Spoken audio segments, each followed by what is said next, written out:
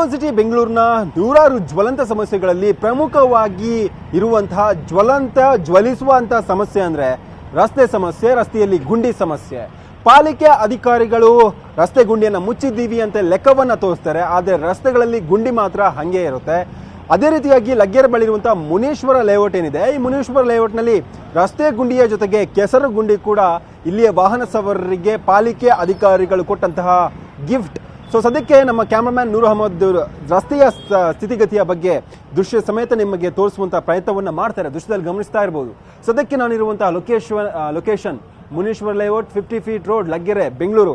ದೃಶ್ಯದಲ್ಲಿ ಗಮನಿಸ್ತಾ ಇರಬಹುದು ಯಾವ ರೀತಿಯಾಗಿ ನಡು ರಸ್ತೆಯಲ್ಲಿ ಕೆಮ್ಮಣ್ಣನ್ನ ಸುರಿದು ರಸ್ತೆಯನ್ನ ಕೆಸರುಮಯ ಮಾಡಲಾಗಿದೆ ಅನ್ನೋದನ್ನ ದೃಶ್ಯದಲ್ಲಿ ನೀವು ಗಮನಿಸ್ತಾ ಇರಬಹುದು. ಜೊತೆಗೆ ಜನರ ಜೊತೆಗೆ ವಾಹನ ಸವಾರರು ಯಾವ ರೀತಿಯಾಗಿ ಈ ಒಂದು ರಸ್ತೆಯಲ್ಲಿ ಪರದಾಟವನ್ನು ನಡೆಸಬೇಕಾದಂತಹ ಅನಿವಾರ್ಯ ಸ್ಥಿತಿ ಎದುರಾಗಿದೆ ಅನ್ನೋದು ಕೂಡ ನೀವು ಗಮನಿಸ್ತಾ ಇರಬಹುದು. ಈಗಾಗಲೇ ಬೆಂಗಳೂರಿನೆಲ್ಲೆಡೆ ಸುಮಾರು 14,000 ಗುಂಡಿಗಳನ್ನು ನಾವು ಮುಚ್ಚಿದ್ದೀವಿ ಅಂತ ಹೇಳಿ ಪಾಲಿಕೆಯ ಚೀಫ್ ಕಮಿಷನರ್ ತುಷಾರ್ ಗಿರಿನಾಥ್ ಅವರು ಲೆಕ್ಕವನ್ನ ತೋರಿಸ್ತಾರೆ.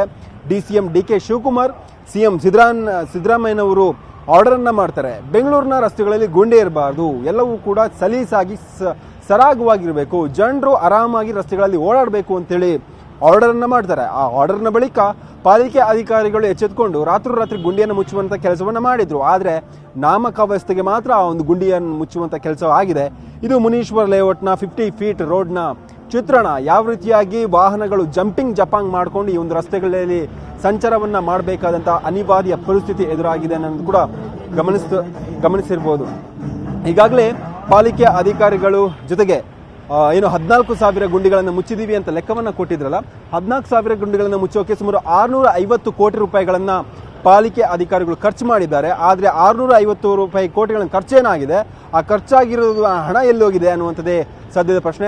ದೃಶ್ಯದಲ್ಲಿ ಗಮನಿಸ್ತಾ ಇರಬಹುದು ಯಾವ ಮಟ್ಟಿಗೆ ದೊಡ್ಡದಾದಂತಹ ಗುಂಡಿಗಳು ಇಲ್ಲಿ ವಾಹನ ಸವಾರರ ಜೀವವನ್ನ ಬಲಿ ಪಡೆಯೋಕೆ ಕಾದು ಕುಳಿತಿದೆ ಅನ್ನೋದನ್ನ. ಜೊತೆಗೆ ಈ ಒಂದು ರಸ್ತೆ ಕಿತ್ತು ಬಂದಿರುವಂತಹ ಕಾರಣದಿಂದಾಗಿ ರಸ್ತೆಯ ಮೇಲಿರುವಂತಹ ಡಾಂಬರ್ ಜಲ್ಲಿಗಳು ಮತ್ತು ಮರಳಿನ ಪುಡಿ ಏನಿದೆ ಇದು ರಸ್ತೆಯ ತುಂಬೆಲ್ಲ ಹರಡಿಕೊಂಡಿರುವಂತಹ ಕಾರಣದಿಂದಾಗಿ ಇದು ದ್ವಿಚಕ್ರ ವಾಹನ ಸವಾರರಿಗೆ ಮಾರಣಾಂತಿಕವಾಗಿ ಪರಿಣಮಿಸುತ್ತಿರುವಂಥದ್ದು. ಜೊತೆಗೆ ಆಟೋ ರಿಕ್ಷಾ ಚಾಲಕರು ಇರ್ಬೋದು, ದ್ವಿಚಕ್ರ ವಾಹನ ಸವಾರರು ಇರ್ಬೋದು, ಜೊತೆಗೆ ಕಾರುಗಳಿಗೂ ಕೂಡ ಈ ಒಂದು ಗುಂಡಿಗಳು ಯಮಗುಂಡಿಗಳಾಗಿ ಪರಿವರ್ತನೆ ಆಗಿರುವಂಥದ್ದು.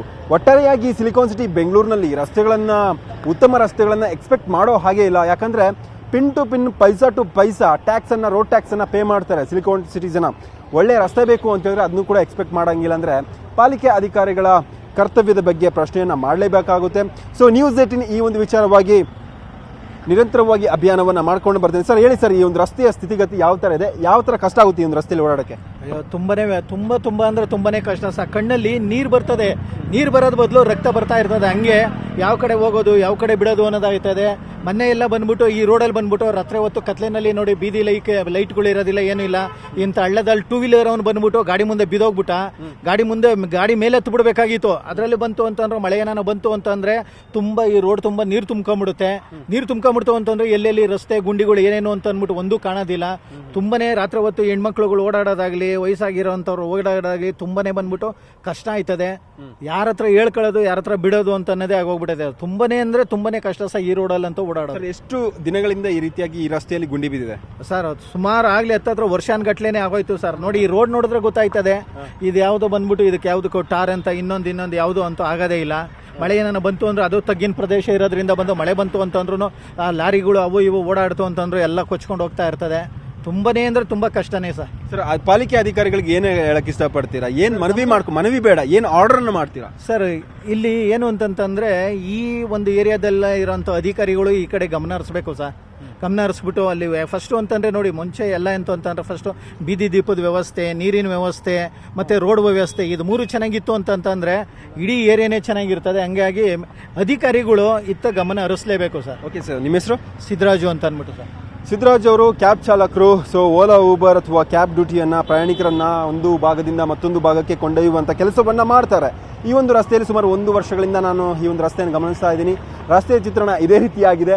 ಆದರೆ ಪಾಲಿಕೆ ಅಧಿಕಾರಿಗಳು ಮಾತ್ರ ಗುಂಡಿ ಮುಚ್ಚಿದೀವಿ ಅನ್ನುವಂಥ ಲೆಕ್ಕವನ್ನು ತೋರಿಸ್ತಾರೆ.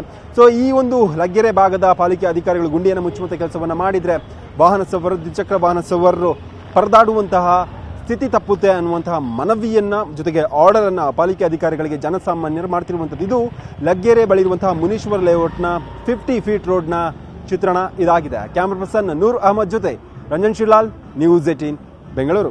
ರೋಡು ಒಂದು 2 ಇಯರ್ಸಿಂದ ಇದೇ ಕಂಡೀಷನಲ್ಲಿದೆ. ಇದು ಸಾಲದಿದ್ದಕ್ಕೆ ಅಲ್ಲಿ ಸರ್ವಿಸ್ ರೋಡ್ ಎಕ್ಸ್ಟೆನ್ಷನ್ ಮಾಡಿದ್ರು, ಅಗದ್ರು, ಒಂದಿಷ್ಟು ಮಣ್ಣು ಹಾಕಿದ್ರು, ಅದು 1.5 ವರ್ಷ ಆಗ್ತದೆ. ಎಕ್ಸ್ಟೆನ್ಷನ್ ಆಗಿಲ್ಲ, ಟಾರು ಬಿದ್ದಿಲ್ಲ. ವೋಟಿಂಗು ಆಯಿತು, ಎಲೆಕ್ಷನ್ ಆಯಿತು, ಜನ ಹೋಗಿ ವೋಟ್ ಹಾಕಿದ್ರು, ಏನು ತೊಗೊಂಡು ವೋಟ್ ಹಾಕಿದ್ರು ಗೊತ್ತಿಲ್ಲ. ಯಾವ ರೋಡು ಸರಿಯಾಗಿಲ್ಲ. ಅದರಲ್ಲಿ ಗುಂಡಿ ಮುಚ್ಚೋ ಕೆಲಸ ಬಿಡಿ, ಇನ್ಸ್ಪೆಕ್ಷನ್ಗೂ ಯಾರೂ ಬಂದಿಲ್ಲ. ಈ road one of the main road, service ರೋಡ್ಗೆ ಅಟ್ಯಾಚ್ ಇದೆ. ಹೆಂಗೆ ನೋಡಿದ್ರೆ ರಿಂಗ್ ರೋಡ್ ಸರ್ವಿಸ್ ರೋಡ್ಗೆ ಲೆಫ್ಟ್ ತೊಗೊಂಡ್ರೆ ಇದೊಂದು ಮೇನ್ ರೋಡು. ಈ ಕಂಡೀಷನ್ ಮೊದಲಿಂದ ಹಂಗೆ ಇದೆ. ಇಲ್ಲಿ ಗ್ರಾನೈಟ್ ಅಂಗಡಿ ಇದೆ, ಧೂಳು ಬರುತ್ತೆ ಬಿಡಿ, ಸೆಕೆಂಡ್ರಿ. ಈ ರೋಡ್ ಮಾತ್ರ ಟಾರ್ ಕವರೇ ಆಗಿಲ್ಲ. ಯಾರು ಇನ್ಸ್ಪೆಕ್ಷನ್ ಬರೋರೇ ಇಲ್ಲ ಇಲ್ಲಿ, ಈ ಏರಿಯಾದಲ್ಲೇ ಯಾರೂ ಇಲ್ಲ. ಆ ಸರ್ವಿಸ್ ರೋಡ್ ಹಂಗಾಗಿದೆಯಲ್ಲ, ಯಾರಾದರೂ ಕೇಳ್ತಿದ್ದಾರೆ. ಪಾರ್ಕಿಂಗ್ ಲಾಟ್ ಆಗಿದೆ ಸರ್, ಅದು ಸರ್ವಿಸ್ ರೋಡ್ ಎಕ್ಸ್ಟೆನ್ಷನ್ ಮಾಡೋಕ್ಕೆ. ಅದೆಲ್ಲ ಫುಲ್ ಈಗ ಇಲ್ಲಿಗಲ್ ಪಾರ್ಕಿಂಗ್ ಲಾಟ್ಸ್ ಆಗಿದೆ. ಅಲ್ಲೇ ಪೊಲೀಸರು ಟ್ರಾಫಿಕ್ ಅವ್ರು ನಿಂತ್ಕೋತಾರೆ. ಅಲ್ಲಿ ಇಲ್ಲಿಗಲ್ ಪಾರ್ಕಿಂಗ್ ಇದೆಯಲ್ಲ, ಒಬ್ರಿಗಾದ್ರೂ ಫೈನ್ ಹಾಕಿದಾರ ಸರ್? ಅದೂ ಇಲ್ಲ. ಕ್ಲಿಯರ್ ಔಟ್ ಮಾಡ್ಬೇಕು ತಾನೆ ಅದನ್ನು. ಪಾರ್ಕಿಂಗ್ ಲಾಟ್ ಮಾಡಿ ಇಟ್ಟಿದ್ದಾರೆ ಮೇನ್ ರೋಡು. ಯಾರು ಕೇಳೋರು ಇದನ್ನು? ಜನನೇ ಸೈಲೆಂಟ್ ಆಗಿದ್ರೆ ಆಗಲ್ಲ. ಇದು ಎಲೆಕ್ಷನ್ ಟೈಮಲ್ಲೂ ಯಾರೋ ವಾಯ್ಸ್ ರೈಸ್ ಮಾಡಿಲ್ಲ. ಎಲೆಕ್ಷನ್ ಪಾಡಿಗೆ ಎಲೆಕ್ಷನ್ ನಡೆದೋಯ್ತು, ತೂತ್ ಪಾಡಿಗೆ ತೂತು ಹಂಗೆ ಇದೆ. ಸೊ ಎಜುಕೇಟೆಡ್ ಆಗಿ how do you feel about Bengaluru 2024 ಅಲ್ಲಿ ಇದೀವಿ? 2024ರಲ್ಲಿ ಬೆಂಗಳೂರಿನ ರಸ್ತೆ ಈ ಥರ ಇದೆ ಅಂತ ಹೇಳಿದ್ರೆ ಟೂರಿಸಮ್ಮು ಬೆಂಗಳೂರು ಮೈನ್ ನಡೀತಾ ಇರೋದೇ IT ಸೆಕ್ಟರಿಂದ ಸರ್. ಫಸ್ಟ್ ಆಫ್ ಆಲು ಈಗ ನೋಡಿದ್ದೀರಾ, ಮಾನ್ಯತಾ ಟೆಕ್ ಪಾರ್ಕು ಮುಳುಗೋಗಿದೆ. ಅದು ಎಂಟೈರ್ ಇಲ್ಲಿಗಲ್ ಲೇಕ್ನೇ ಮುಚ್ಚಿ ಕಟ್ಸಿರೋದು, ಪ್ರೈವೇಟೈಸೇಷನ್ ಮಾಡಿದ್ದಾರೆ ಅಲ್ಲಿ. ಈ ಥರ ಇಲ್ಲಿಗಲ್ ಅನ್ಪ್ಲ್ಯಾಂಡ್ ಪ್ರೈವೇಟೈಸೇಷನ್, ಇದು ಅನ್ಪ್ಲ್ಯಾಂಡ್ ಇನ್ಫ್ರಾಸ್ಟ್ರಕ್ಚರ್ ಬೆಂಗಳೂರದು. ಏನೋ ನಮ್ಮ ಪುಣ್ಯಕ್ಕೆ IT ಸೆಕ್ಟರ್ ಇದೆ, ಜನ ಬಂದು ಸೇರ್ಕೊತಾ ಇದ್ದಾರೆ, ಬೆಳೀತಾ ಇದೆ ಬೆಂಗಳೂರು. ಬಟ್ ಇದು ಈಗ ಹಿಂಗೆ ಮುಂದುವರೆದ್ರೆ ಅನ್ಪ್ಲ್ಯಾಂಡ್ ಇನ್ಫ್ರಾಸ್ಟ್ರಕ್ಚರ್ ಹಿಂಗೆ ಮುಂದುವರೆದ್ರೆ ಕಾಲಕ್ರಮೇಣ ಬೆಂಗಳೂರು ಹಿಂದಿನ ದಿಕ್ಕಲ್ಲಿ ಸಾಗುತ್ತೆ ಅಷ್ಟೇ. Okay sir.